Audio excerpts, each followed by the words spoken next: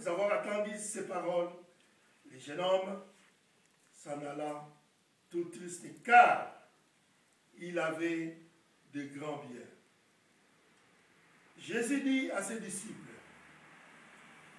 je vous le dis en vérité, un riche entrera difficilement dans le royaume des cieux.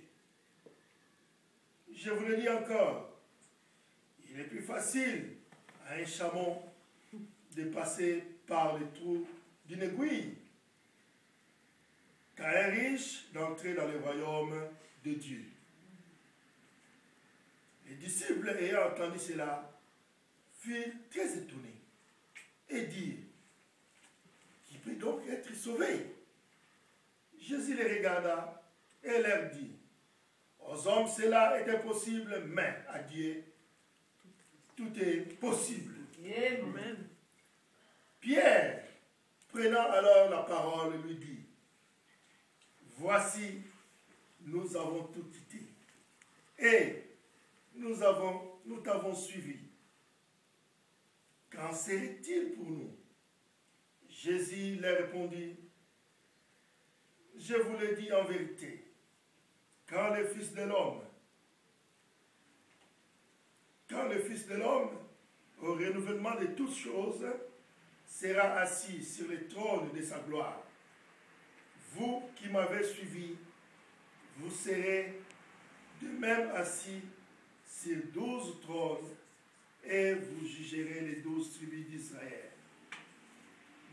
Et quiconque aura quitté à cause de mon nom ses frères, ou ses sœurs, ou son père, ou sa mère, ou sa femme, ou ses enfants, ou ses terres, ou ses maisons, recevra les centuples et héritera la vie éternelle.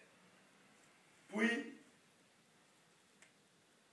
plusieurs de premiers seront les derniers et plusieurs de derniers seront les premiers. Parole du Seigneur. Amen. Notre deuxième texte, nous allons voir ça dans le livre des Jean 3, à partir du 9e verset.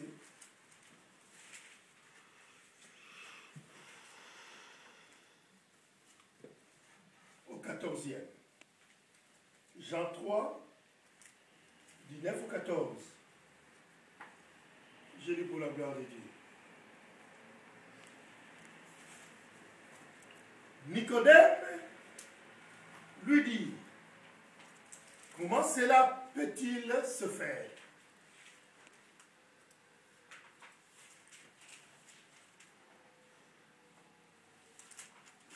Jésus lui répondit, tu es le docteur d'Israël et tu ne sais pas ces choses. En vérité, je te le dis.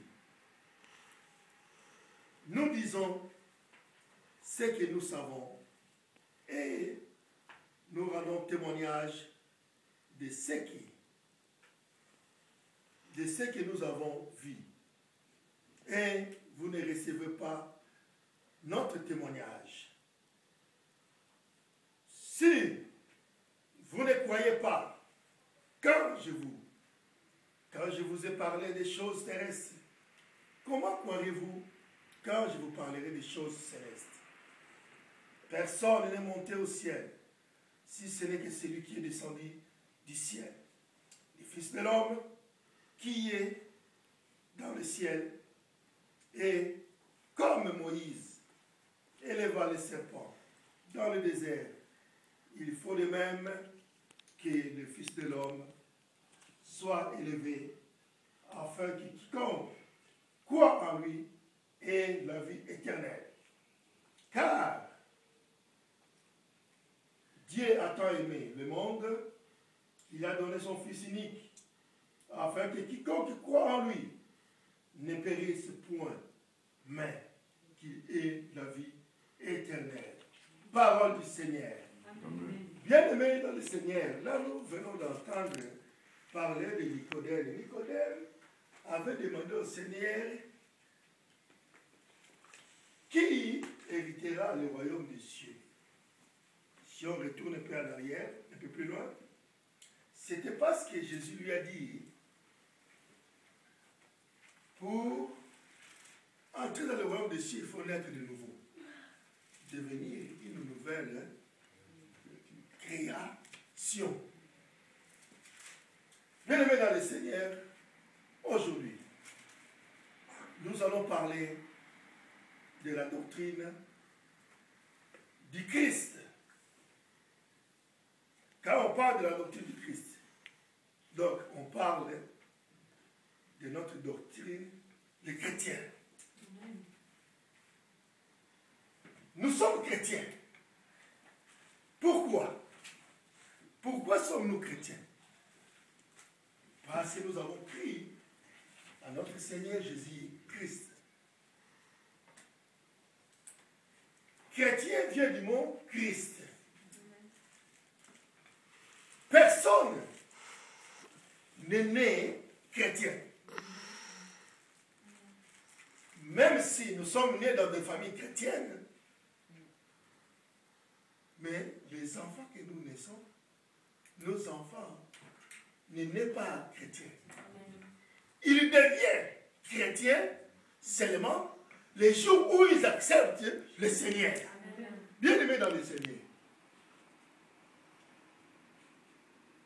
D'autres personnes qui se disent, il y a ma grand-mère qui est chrétienne. Elle prie beaucoup. D'ailleurs, elle prie aussi pour nous. Nous sommes sauvés par elle. Non, c'est pas vrai. On est chrétien. Et on dirait que moi, je suis chrétien seulement au moment où j'ai acquis le droit de devenir, d'être chrétien. Parce que j'ai accepté le Seigneur Jésus. Il y a trois sortes. Il y a trois sortes de chrétiens.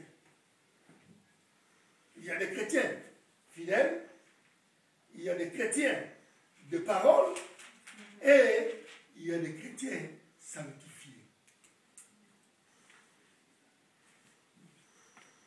Quand on parle de chrétiens fidèles,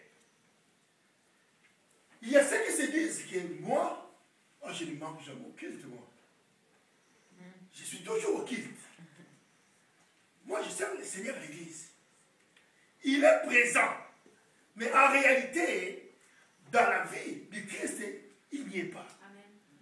Il est fidèle dans l'assemblée, dans une salle. Il est fidèle dans des réunions, dans des cultes. Mais au fond de lui, il n'y a rien du Seigneur en lui. Amen. Mais si nous regardons encore des chrétiens de parole, et ils sont comme des pharisiens. Ils s'inventent. Oh, moi, je suis né dans une famille chrétienne. Depuis que je suis né, je suis toujours à l'église. Moi, je suis un bon chrétien. Mais en lui aussi, il n'y a rien de chrétien. Mais quand ils se disent, si nous allons regarder la Bible, nous allons voir les pharisiens. Ils avaient l'habitude de se placer à l'église, toujours dans le premier rang, devant. Et quand ils priaient, ils disaient tous ce qu'ils faisaient en bien.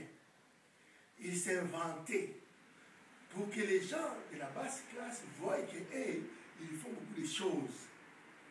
Mais or que en eux, il n'y a rien de Seigneur en eux. Bien-aimé, ne sois pas un chrétien de parole. Amen. On peut pas dire, moi je prie. Oh, je connais Pasteur Mbougou, il habite là.